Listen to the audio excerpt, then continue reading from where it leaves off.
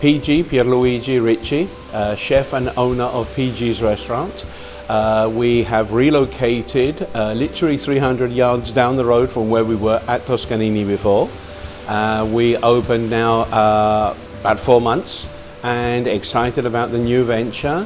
Looking forward to seeing all our old and regular clientele, which we have seen many of them already. Looking forward to making new ones, excited about the future. More extensive wine list we have here now, and restaurant and everything. We are located, as I said, in Tower Isle, just 300 yards down the road from where Harmony Hall is. We have our fresh grilled lobster caught in waters locally. We have fresh tuna tartare, which also caught 10 miles out here by the fishermen.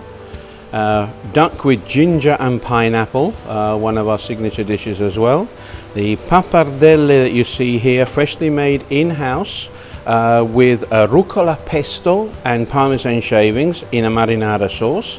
And fresh caught snapper, again in these waters here, which we only use fresh local ingredients when it comes to fish and shellfish.